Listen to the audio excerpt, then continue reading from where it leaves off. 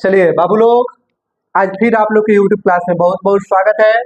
आज हम लोग क्लास 10 की एक्सरसाइज 10.1 देखेंगे। अभी तक हम लोग इस चैप्टर का परिचय और थ्योरम 10.1 देख चुके हैं। आज हम लोग एक्सरसाइज 10.1 देखेंगे। देखिए बाबू, सबसे पहले मैं एक बात को बता दूं कि लोग कहते हैं कि वह लोग बहुत आलसी होते हैं। लोग जो है बहुत आलसी होते हैं, लेकिन शायद उनको पता नहीं है कि उनको ऐसे लक्ष्यों की पता ही नहीं होती है जो उनसे प्रेरित हो सके, मोटिवेट हो सके। देखिए बाबू, जब तक हमको किसी लक्ष्य की जानकारी नहीं होगी, हमको लक्ष्य प्राप्त करने की चाह नहीं होगी, तब तक हमारे अंदर या आलसपन छाया रहेगा। आप 10th के विद्यार्थी हो, आपका गोल होना चाहिए कि हमको रिजल्ट बेटर लाना है, तब आप देखिए कितने अच्छे से पढ़ाई कर सकते हैं। लेकिन अगर आपको पता ही नहीं है कि हमको क्या करना है, तो आप आलसी बनिएगा ही बनिएगा। इसलिए आप लोग अपना गोल सेट कीजिए और अपने पढ़ाई पर फोकस कीजिए। चलिए हम लोग अपने क्वेश्चन पर आते हैं। चलिए ध्यान दीजिए बाबू, क्वेश्चन नंबर 1, एक वृत्त की कितनी स्पर्श रेखा हो सकती है। जब भी क्वेश्चन रहे हो सकती है स्पर्श रेखा, तो ध्यान रखिएगा अनंत। कितना होगा? अनंत।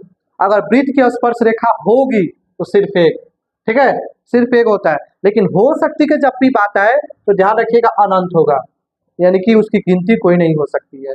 अब क्वेश्चन नंबर 2 देखिए, रिक्त स्थानों की पूर्ति कीजिए। क्वेश्चन नंबर 1, किसी वृत्त की स्पर्श रेखा, किसी वृत्त की स्पर्श रेखा जो है उसे डैश बिंदुओं पर प्रतिच्छेद करती है। कितने बिंदु पर प्रतिच्छेद करती है? किसी भी बिंदु की स्पर्श रेखा सिर्फ और सिर्फ एक बिंदु पर स्पर्श करती है। कितने बिंदु पर? एक बिंदु पर। तो यहाँ पर एक आप लोग भर लीजिए, ठीक है। उसके बाद है वृत्त को दो बिंदुओं पर, वृत्त को दो बिंदुओं पर प्रतिच्छेद करने वाली रेखा को, मान लीजिए वृत्त है और इसको दो बिंदुओं पर प्रतिच्छेद करने वाली, दो बिंदुओं पर प्रतिच्छेद कर रहा है, तो प्रतिच्छेद करने वाली बिंदु को क्या कहते हैं? प्रतिच्छेद करने वाली रेखा को छेदक रेखा कहते हैं। छेदक रेखा या प्रतिच्छेदी रेखा भी कहा जा सकता है, ठीक है। उसके बाद क्वेश्चन है, एक वृत्त की डैश समांतर स्पर्श रेखाएं हो सकती है।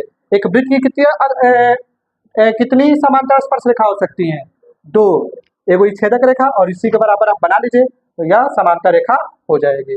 यहाँ पर आप दो भर सकते हैं, ठीक है, कोई दिक्कत? अब आइए, वृत्त तथा उसकी रेखा के, वृत्त तथा उसकी रेखा के उभयनिष्ठ बिंदु को, उभयनिष्ठ बिंदु को क्या कहते हैं? स्पर्श बिंदु। क्या कहते हैं? स्पर्श बिंदु कहते हैं। उभयनिष्ठ बिंदु, यह वृत्त हो गया और उसकी रेखा के उभयनिष्ठ बिंदु को क्या कहते हैं?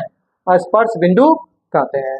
चलिए आप लोग इसका स्क्रीनशॉट ले लीजिए, उसके बाद आगे देखते हैं। बाबू ध्यान दीजिए, क्वेश्चन नंबर 3, 5 cm त्रिज्या वाले एक वृत्त, आपका एक वृत्त है जिसकी त्रिज्या 5 cm दी गई है। कितनी दी गई है?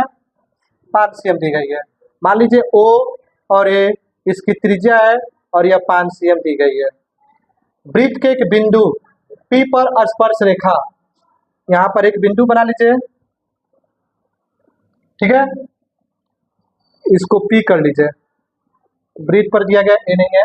P पर स्पर्श रेखा PQ, केंद्र O से जाने वाली एक रेखा Q पर इस प्रकार मिलती है कि OQ 12 हो जाता है। ये जो है आपका OQ 12 हो जाता है। कितना हो जाता है बाबू? 12 सेंटीमीटर हो जाता है। तो आपको निकालना है PQ की लंबाई, इसकी लंबाई आपको क्या ज्ञात करना है। तो ध्यान दीजिए, ये आपका 90 डिग्री हो जाएगा, ठीक है। तो सबसे पहले देखिए बाबू, जब ये 90 डिग्री हो गया, ये आपका हाइपोटेनस हो गया और ये आपका परपेंडिकुलर बेस कहिए और ये आपका बेस या परपेंडिकुलर कहिए, कोई दिक्कत नहीं है। तो आपको बताना है कि इसका मान क्या होगा, तो पाइथागोरस थ्योरम से आएंगे। यहाँ पर हल में बना लीजिए, पाइथागोरस प्रमेय से। पाइथागोरस प्रमेय में आप क्या पढ़े हैं? कर्ण का स्क्वायर बराबर होता है लंब का स्क्वायर प्लस आधार का स्क्वायर, ठीक है। कर्ण आपका कितना हुआ?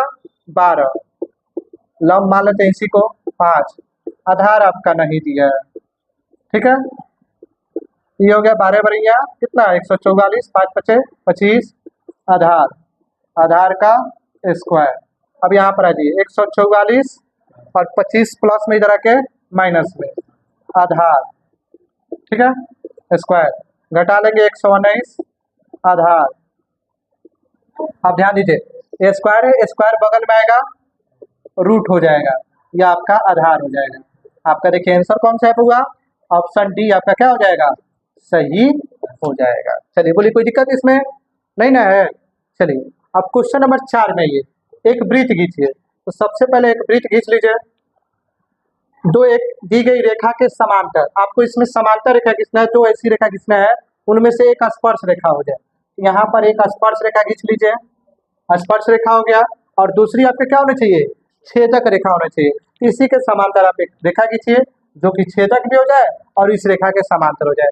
समांतर रेखा क्या होता है कि दोनों रेखा एक दूसरे को कहीं भी प्रतिच्छेद ना करे, या आगे एकदम सीधे बढ़ते जाए, और दोनों के बीच में क्या होना चाहिए, इक्वल डिस्टेंस होना चाहिए, वही होता है समांतर रेखा। ठीक है, चलिए आप लोग इसका स्क्रीनशॉट ले लीजिए। वीडियो अच्छा लगा हो तो लाइक शेयर और सब्सक्राइब कीजिए। बहुत बहुत धन्यवाद।